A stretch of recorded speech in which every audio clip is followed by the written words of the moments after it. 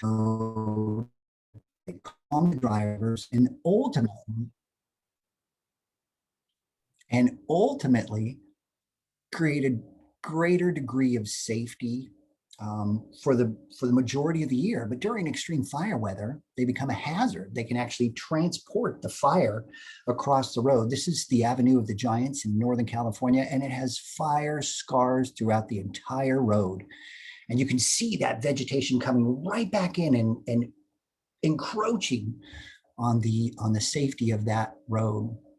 So to manage overhanging branches, we really want to I'll show you a better picture, but you really want to create areas with overhanging branches and then big open spaces, overhanging branches, and then big open spaces. And you really want to make sure that that dead, dying, and diseased vegetation is removed from those overhanging branches. So it won't transmit that fire across the road. Doug, we do have a little bit of an audio lag. So if you can turn off your camera, that might be helpful. Thank you, Sierra. Yeah, there probably is. Oops, wrong button.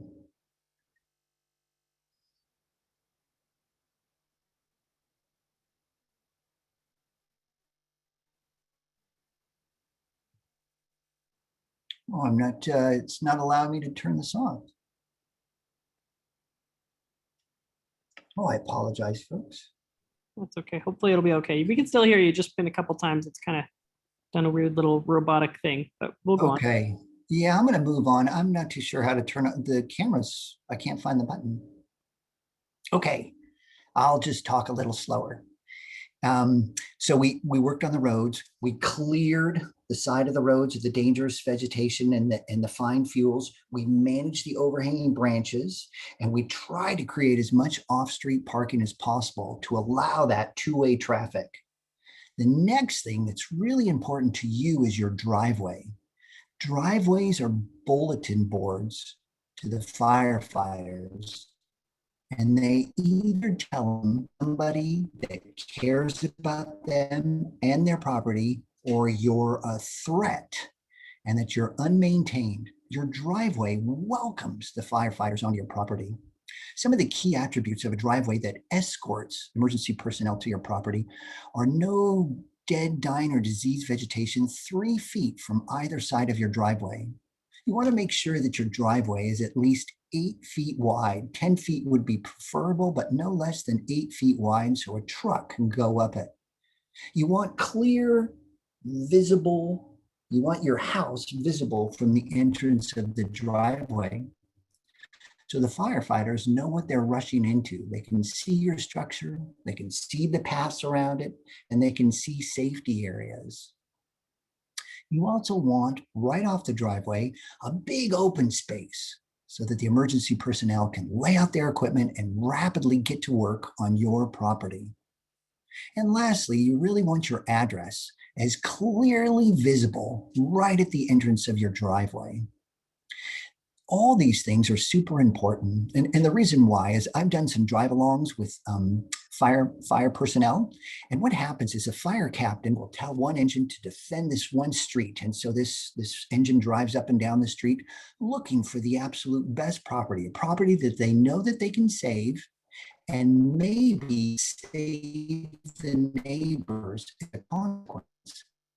Their driveway, your driveway is it. That's the bulletin board. That's what they're looking up to find the best property. So if your driveway is welcoming, open, clear, and has great sight lines, then you're more likely to attract a firefighter to your house. Driveways are essential. And this picture was taken up in Grass Valley, up in the Sierras, and they have a long, long history with devastating wildfires up there. Next, so we did the roads, we got the path, we got the driveway, we got the fire engines coming up to your property, and then it's the paths around the house.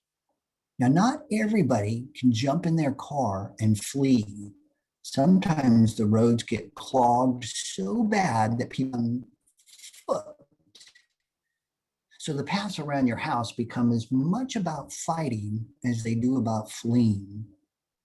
So the attribute, when I have a client and I go to their property, one of the first things I do in their landscape is see if I can jog around their entire structure unencumbered, just as a firefighter would. So I take the property owner and we start jogging, and normally we hit tools or fences or outbuildings that block our progress. And this slowing down greatly endangers your property. So the attributes of a good pathway are no feet wide. You want that surface really stable and no tripping hazards and no undulations that would cause the emergency personnel to trip. You'd want handrails on any kind of steps because emergency personnel may be lugging equipment and they would love that hand to help pull them up. You'd love sight lines that are at least 20 feet forward so the firefighters know exactly what they're running into. And then if possible, in the moisture, damper environments, you want a cross slope so the water is always sheeting off your pathway so it doesn't create any sticky, slippery areas. And the importance of pathways cannot be understated. This house, this was the Mount Vision fire, the very first fire I covered as a reporter for a newspaper in 1985. And 3 out of 4 homes were this community, and her house was saved because the firefighters were able to rapidly run around the property. This fire was a canopy fire, and so it went from tree to tree to tree, causing this shower of firebrands to rain down. And the firefighters were able to run around the outside of this building and extinguish all those small fires that those raining firebrands were producing. It was the pathways that saved this structure. Do not underestimate your ability to run around your house. It is really important.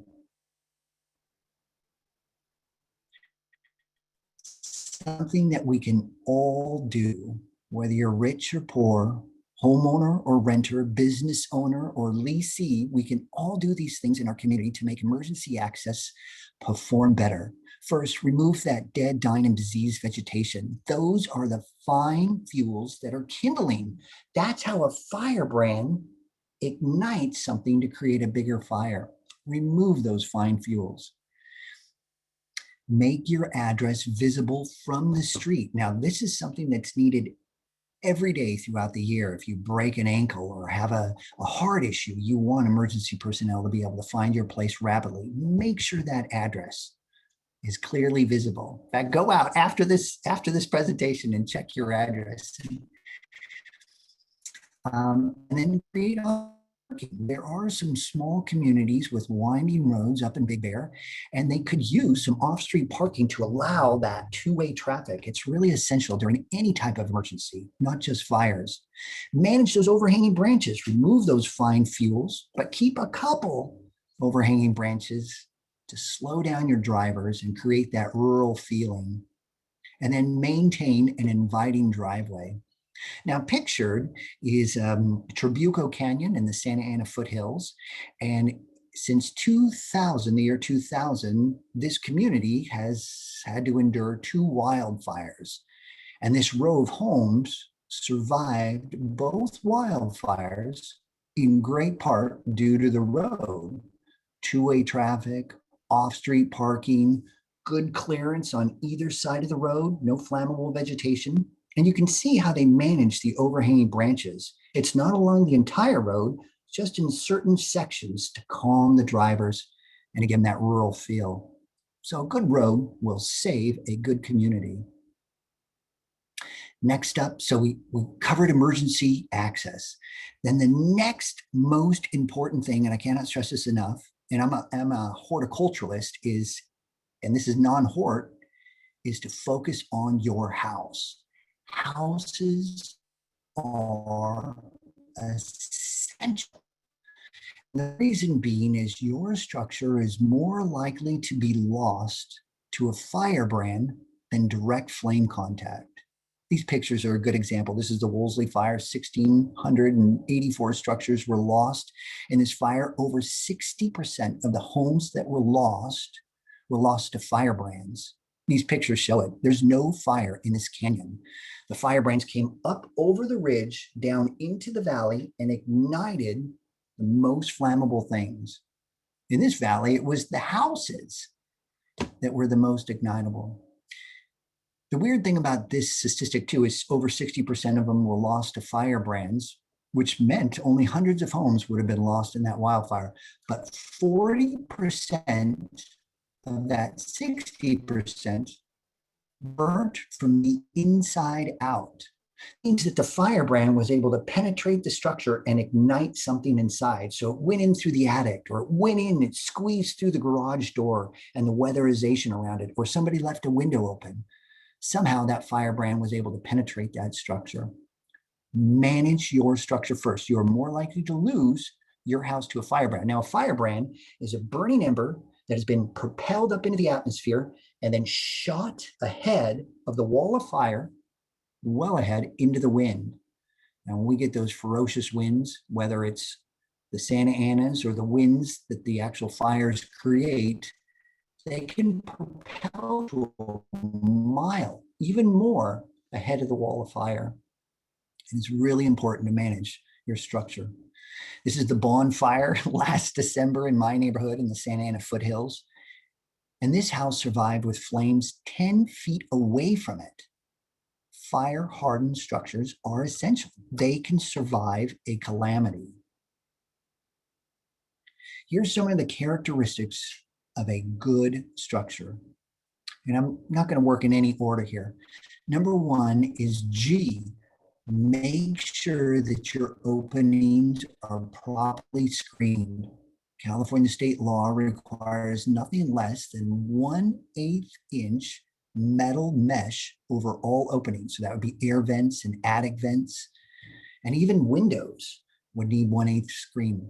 Now, there are 3 manufacturers of firebrand proof screens, and they've been state approved, and you can always email me for a list of those 3 manufacturers in our state that create vents that not only block the firebrands, but allow good heat, good air exchange, but they also are less likely to corrode, and they're just longer lived. Number 2, A is a fire resistant roof. That's the Class A. It's the only one legally allowable in California. So more likely than not, if you have a house that's built later than mid 1970s, you most likely have a Class A fire resistant roof. 2 is overhangs. A lot of overhangs are really dicey places of a structure because it allows the heat and the firebrands to get caught up underneath those overhangs. So you really want to make sure your overhangs are well painted, well maintained, and all the rafters, those beams coming out from the roof, don't have any spurs or splinters or any cracks or openings to allow those firebrands to stick to the rafters. Super important. F is your windows. You want to make sure that you have double paned or thermal pane windows. And what this does is it stops the radiant heat from penetrating the structure and igniting something flammable inside, like curtains. Importantly, you want non-flammable or fire-resistant siding. So naturally, everybody's thinking stucco, and that is by far the best. But I've seen plenty of wood structures survive wildfires simply because they had great maintenance. That the wood was well painted, all the gaps and fissures were filled with putty or silicone. And when those firebrands hit the structure, they just hit and dropped. There was nothing for those firebrands to stick to. You really want to make sure that the pathways around the house are big and open, at least 4 feet wide, and that there's a place to lay out emergency equipment on both the front of the property and the back of the property. And then the rest of these characteristics we'll talk about later. These are all the landscape characteristics that lend themselves to a healthy structure. And I just want to mention that Californians actually had this wired in the 1700s. Not one California mission has ever been lost to a wildfire. And they knew how to create structures that would and protect. And you can see this in their architecture. Non-flammable roof, small eaves so that firebrands can't get attached, small windows to avoid that radiant heat from penetrating, non-flammable siding, and immediately around the missions would have been all use food production, animals, tanneries, any kind of milling would have all happened. And that high use would have created a low degree of flammability. We already knew what to do. We just kind of lost it in the intervening years. And then small properties, there's small properties in Big Bear. And this is really the California fire problem right now. Up to the top left is the tunnel fire, 2,900 homes lost, 25 lives lost, all in just 10 hours. That was ferocious fire. You have the campfire on the bottom left, 1,800 structures lost. The entire town is gone. 86 lives lost. The old fire in San Bernardino of 2003, 103 structures lost. And then the Tubbs fire down below, 4,500 structures lost and 22 lives.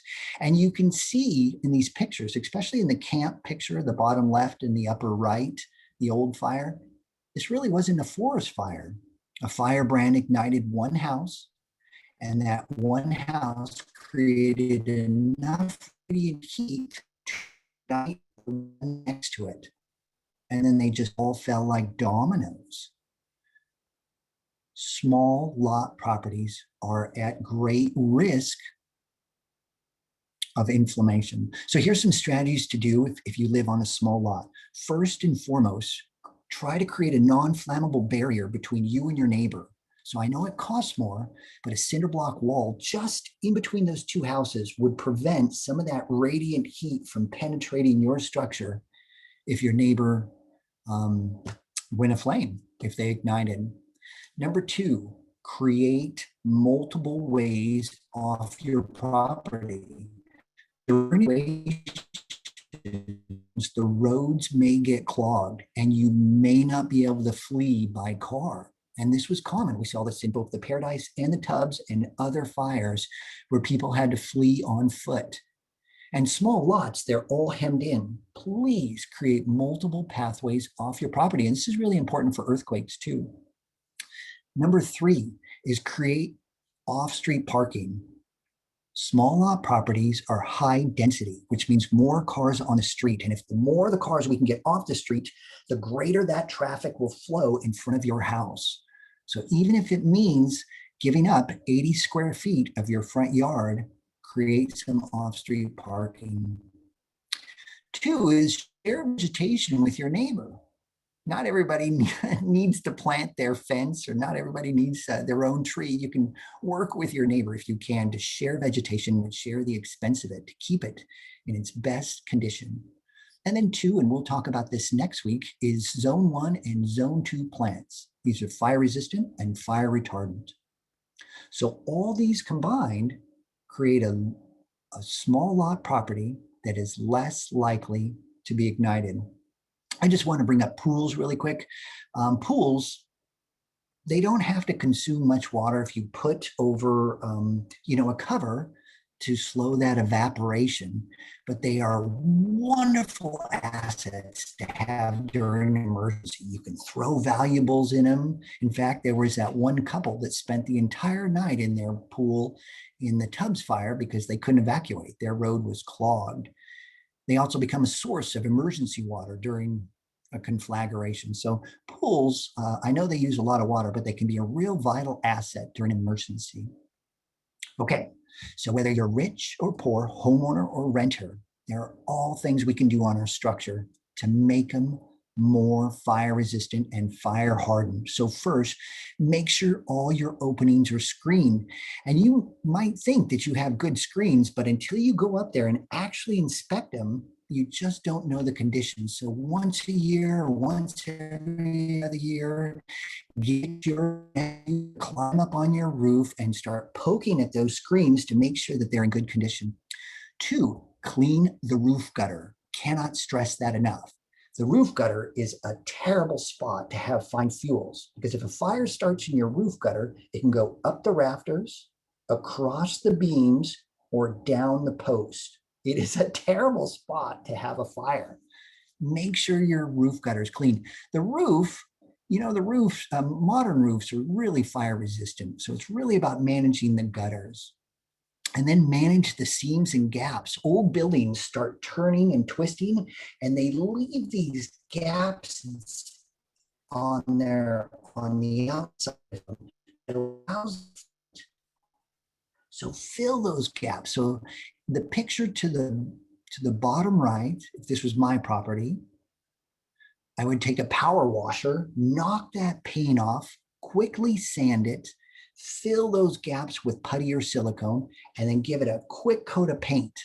And that would be enough for the firebrands to hit that wood siding and just drop. There's nothing for those firebrands to stick to. But the way this siding is right here, firebrands would definitely attach to that building and take it down. And then lastly, again, make sure that your address is readily visible from the street. This is important year round. So rich or poor, there are all things we can do to reduce the flammability of our structures. Okay, defensible space. Now, really, my next two presentations cover defensible space. So this is just the critical components of it. I would just like to call out, you guys are you're Southern California, and really all the modern fire science in the world came out of the LA Arboretum in the 1970s in response to the Bel Air fire of 1961, where 464 structures were destroyed. But it was the first time that structures were destroyed of rich people. And as a consequence, federal and state funding has stayed. It was a new phenomenon, and we were going to beat it back in the 1960s and 70s. We didn't do so well. But anyway, the zone theory came out of that period of the LA Arboretum. And it's really just 3 concentric zones around any property. This is the poster child of the zone theory for CAL FIRE. And right here, zone 1 is the garden zone, defensible space, and it's 30 feet around the structure. And the goal of this zone is to endure firebrand attack and intense heat without igniting. So endure and protect are its primary goals. Around it, zone 2 is the fuel break. This is fire is actively stopped. So whether you have a canopy fire or a ground fire, it is stopped at zone 2. And zone 2 starts from 31 feet from a structure to 70 feet. And this is the zone fuel break. And then zone 3 goes all the way to 100 feet or 200 feet if you're an extra high fire hazard area. And the job of zone 3 is to dramatically slow the fire. Here we're not really irrigating or planting, but we're really thinning out the vegetation and removing those fine fuels to change that fire behavior to bring down those flame lengths. So those are the 3 zones: slow the fire, stop the fire, endure the fire. The problem with CAL FIRE's photo here is this is like the Brad Pitt of fire country. Like, who lives on the top of a ridge on a mountain with as much water as you can possibly use? This is not the Californian that is losing their home right now. So today I'm just going to focus on the first 30 feet. And the reason being is if you have a fire-hardened structure and just 30 feet of defensible space, you have more than a 90% chance of survival. We really never needed to extend defensible space to 100 feet. We just needed everybody to comply with the 30 feet. If we just focused all of our attention on the structure and the 30 feet, you would have seen numbers plummet in California. The problem with the 30 feet is that it has to fulfill many goals, right? Those goals may be economic. You may be growing a crop, or they may be recreational, or you may have grandkids, or they may be storage. So much happens in this first 30 feet that it greatly increases the amount of fuels. Before I get into this first 30 feet, I need to talk about the first 5 feet to a structure. If a fire starts, the chances of home loss dramatically increase. And here's the reason. If you have a grass fire in the open and it produces a 3-foot flame, if you put that 3-foot flame against a vertical surface, what happens is that radiant heat backs up against that vertical surface, and then convection shoots it straight up. So what would have been a 3-foot flame length in the open is now 6 or 7 feet up against this vertical surface because of compression and convection. And these extra long lengths now can reach the trim around windows, the openings to the side of the house where your laundry vent is, or some other opening. This is the majority of homes right here, is that first 5 feet. So absolutely no storage. Do not store anything up against your house. Compost bins, toy boxes, cupboards, recyclables, and trash bins. Pull those off your structure. Absolutely no flammable plants. Next week, I go into great length about plants, but nothing with a fine, brittle, or aromatic leaf. Those are your most flammable plants. No woody mulches. They are exceptionally ignitable. So if you're going to use mulch, use something inorganic like river rock or DG or gravel. And if you got to use organic mulches, then use humus, which is more of a fertilizer. It's the most decomposed of all the mulches, and it's really reluctant to ignite. Avoid the use of fabrics, so awnings, umbrellas, even seat cushions can be a liability if it's right up against the house. And then avoid erecting shade structures. So shade structures aren't a big deal up in Big Bear, but I will cover those next week.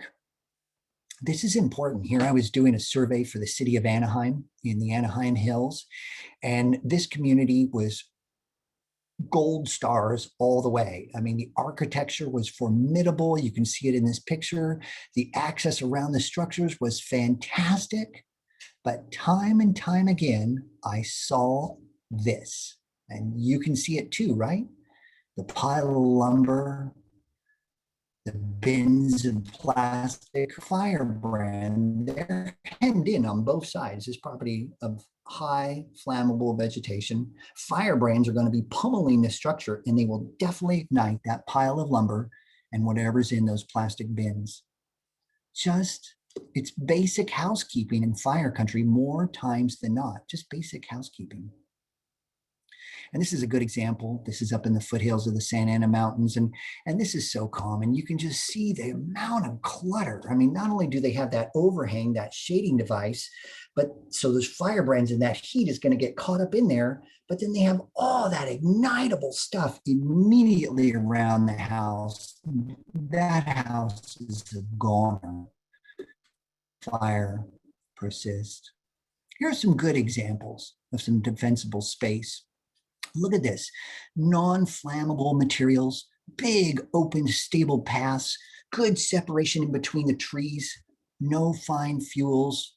Here we have a slope property where all they did was remove the vegetation that could elongate those flames and reach the house if they were going to ignite.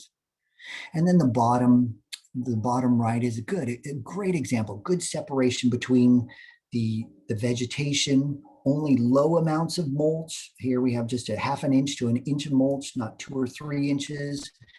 Big, stable pathway, non-flammable materials.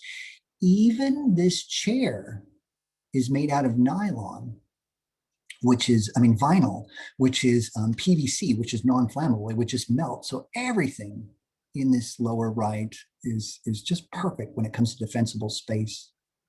Here's some good other examples. I do a lot of work in the Sierra foothills, Auburn and Grass Valley, and these are some of the projects I've worked on. And here we just created a big pathway around the house, great access. Worked with the architecture to create a formidable structure, and really started removing trees and opening it up.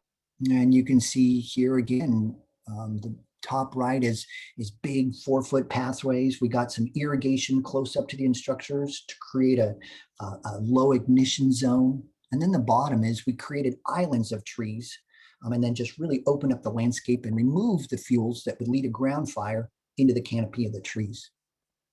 More than anything, I hope these pictures show that Firescaping or defensible space doesn't really have a look.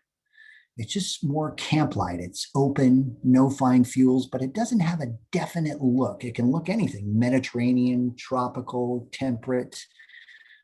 Defensible space is a very thing. Things that we can all do: renter, homeowner, business owner, leasee, rich or poor. Remove all flammable items within the first 5 feet. Cannot stress that enough. Time and time again, CAL FIRE compiles statistics, and that first 5 feet is critical. Remove the dead, dying, and diseased vegetation, those fine fuels that act as kindling to a fire. If you do have a shade structure, which I cover next week, we're going to create a fire-resistant shade structure, and do not let your plants dry out. We talk about the role of plants next week, but it's vital that we keep enough leaf moisture to be able to withstand those firebrands. Okay, and then the conclusion. We end up where we began. You know, the great car culture of the 1950s drove the middle class up to the mountains, where they flee the crime and biotic nature, the beautiful nature of our mountains, and we moved ourselves right into the path of fire. In order to live in fire country, we have to be fire. We are the agents of change, the agents of renewal and regeneration in our communities. And we need to go out there and act like fire, reinvigorate our structures, reinvigorate the landscape around our homes to be that force of renewal. And to talk the life of living in fire country. You know, if you live in bear country, which you guys do, you know how to live, right? You have trash cans that sit down and are not easily opened. You never leave your garage door open. You never leave your car unlocked or even food in your car. And if you make a mistake once, you pay for it. And if you move into bear country, your neighbors will tell you on the first day how to behave in bear country and how to live successfully. The same is true with fire country. It's just an ethic, and that we can share this with our neighbors and our community members.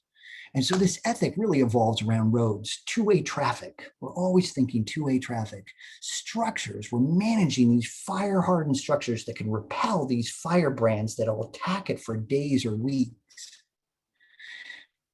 Nothing, whether we're renters or homeowners, all of us know the importance of the first 5 feet. It's critical. And defensible space, no dead, dying, or diseased vegetation. That's the most important thing you can do in defensible space, is to get rid of the kindling, to remove the spark that will allow that fire to grow on your property. And I just want to encourage you to get out in your garden and really participate in these rituals, because it is so good for you. I don't know if you know this, but gardeners on average live 14 years longer than non-gardeners. 90% of the people living over 100 years old are gardeners or were gardeners. We were meant to be in our environment. We were meant to be that agent of renewal, regeneration. So I hope this inspires you. Next week, a month from now, this is what I'll be concentrating in this presentation. I'll be looking at landscape structures, so that's shade structures, outbuildings, play structures. I'll be looking at fences and their role in transmitting fires throughout a neighborhood. RVs and fuel tanks, which are notorious problems in fire countries. I'll looking at proper tree spacing, not types of trees, just proper spacing, and then the role that plants play in fire protection. So, with that, I hope you really got something out of this. Key essentials, the critical components of a fire protected property. And Sierra's right. If you email her a question that I didn't answer, I will get back today and email that answer, so we can share this community-wide protection as widely as absolutely possible. So thank you, Sierra. That was fun. Thank you, Doug. We do have one question. Lisa Patterson asked, can you explain exactly what a closed eave is? Oh, yeah. Oh, that was Eve? Eve, that was a dandy question. Thank you. So a closed eave is really just a soffit and a soffit. So an eave comes down like this, and a closed eave is just like particle board or sheetrock or any kind of other non-flammable material that hems in your eaves. And so it creates that little airspace, but it's just a soffit. And so when the firebrands hit it, they actually can't get up into your eaves and into the rafters. So that is what a closed eave is. It's you're installing a soffit, and they're not too expensive. And you'll see them throughout the state. Soffits are fairly common now. In fact, some communities demand them, that all new buildings have soffits instead of open eaves. Good question, Eve. That was actually from Lisa, but yeah. Oh, Lisa, sorry about that. Yeah, okay. My melting, aging brain. Do we have any other questions? You guys are welcome to raise your hand as well. That's the only question I see.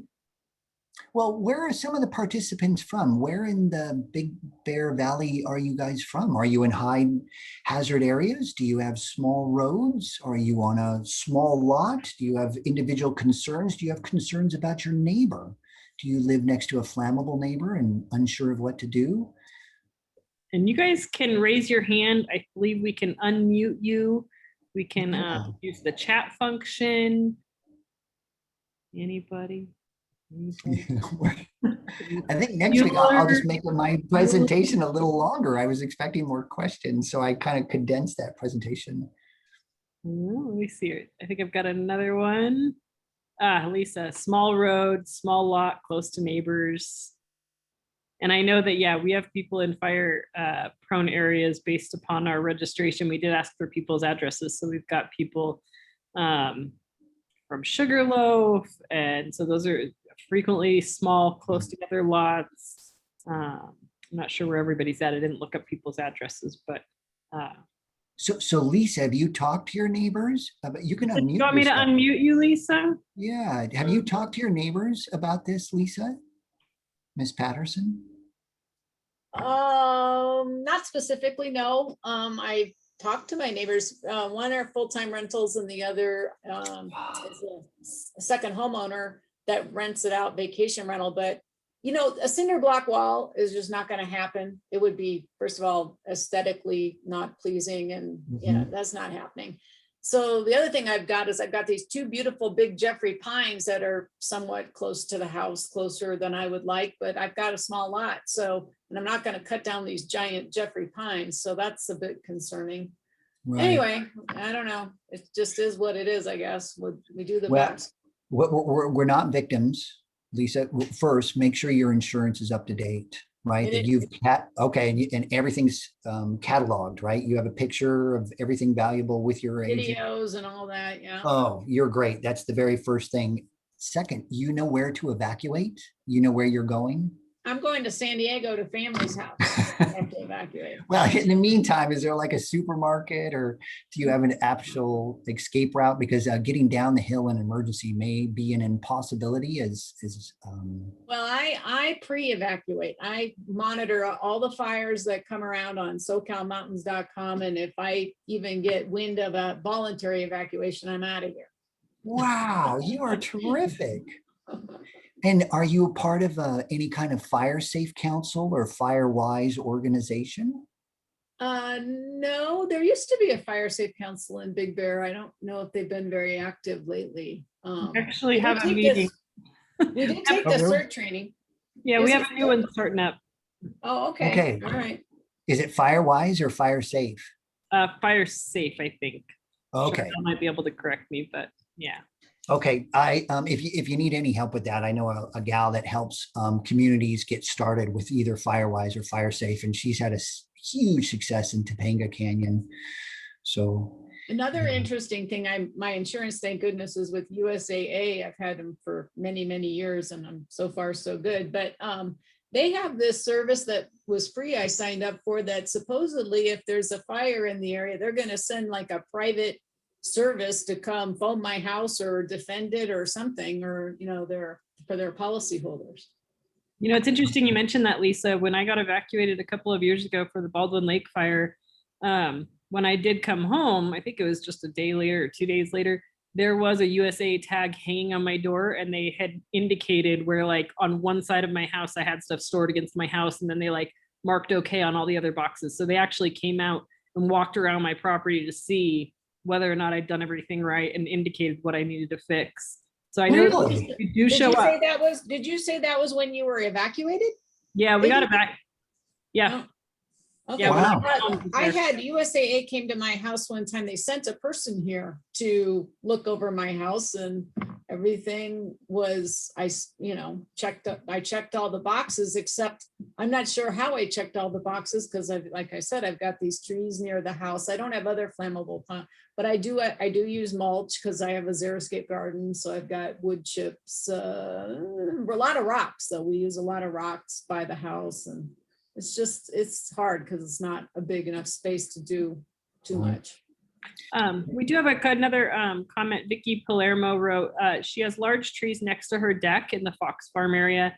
And she said, it sounds as if they may need to be removed. She's kind of questioning that. And then another point of concern, I think this is true for everybody who lives in this valley, there's only 3 main roads out of Big Bear. And so during a quick evacuation, it's going to be a huge, scary thing for people when we've only got 3 roads and each one of them is only 1 lane in each direction. Right. Well, listen, you can survive a major conflagration if you have nothing flammable within 100 feet of any side of you, which means, you know, supermarket parking lots are ideal, CVS parking lots are ideal. They become mass evacuation points in communities like yours. Can I bring up something, Sierra, is this thing about renters? You know, California is second in the nation in the amount of renters. We have low home ownership, and it was the renters in the Paradise Fire, and it was renters in the Tubbs Fire. And we really need to get every community member on board in fire safety. It just can't be homeowners' responsibility. We all need to shoulder this, and somehow, hopefully, Sierra, you can create maybe a pamphlet like how to live in fire country for renting, if you're renting or something. But we really need to get everybody engaged, because Lisa brought it up.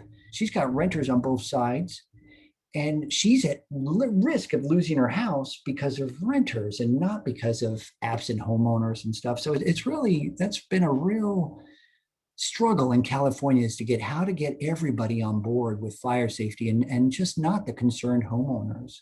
Chardell, I put allowed to talk. I know if you don't want to, that's totally okay, but I just put you as an allowed to talk because I know you're with the fire department. You might be able to address anything that the fire department does in relation to that. I'm sorry. Doug, can you hear me? Sorry. Can you hear me? Yep. Sorry, Doug, I'm speaking. Oh, I'm going to be completely honest. I was tending to my 6-month-old, so I missed that very last part. No worries. We were just talking about making sure Doug was mentioning, and Lisa had brought up renters and the fact that it's not just a homeowner responsibility. We need to do as much as we can to inform renters about what they can do around their properties around as well, and not just put that responsibility on just homeowners. Just didn't know if you guys had any special programs or pamphlets or brochures or did any outreach. Yeah, absolutely. We do have our Firewise landscaping brochure. I think it's at a lot of the nurseries around Big Bear. And then we have a landscaping defensible space inspection we can do as well, where we will walk the property with the owner or the renter, whoever, and give tips and what needs to be trimmed down, what needs to be cut back, so forth. So we're more than happy to help in any way. Great, thank you. Yeah, it sounds like there was that one gal that was talking about her trees and deck. It sounds like she's a candidate for your inspection. Yeah, Vicky, did you make it that you're allowed to talk?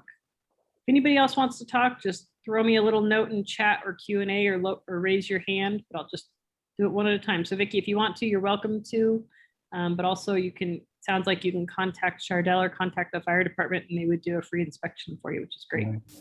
I do know, Vicky, that the most important thing about those trees is to remove those fine fuels. You know, just trees can survive. They historically survive wildfires if there's no fine fuels to allow that fire to start in their canopy. Okay, your turn, Vicky, sorry.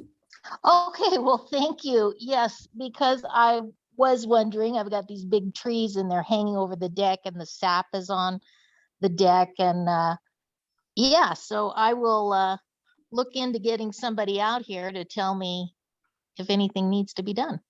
Yeah. How old are those trees? I have no idea.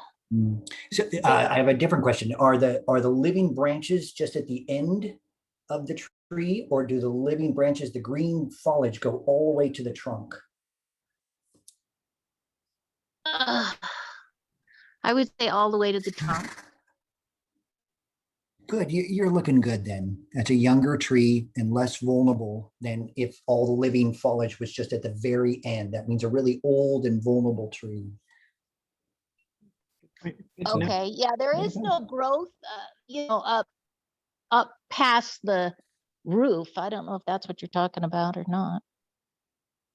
Oh, I was just thinking of the outer branches. As a tree ages, its living tissue, it's green, the leaves get to the outer branches and they're not on the interior of the plant, which makes them more vulnerable to ignition.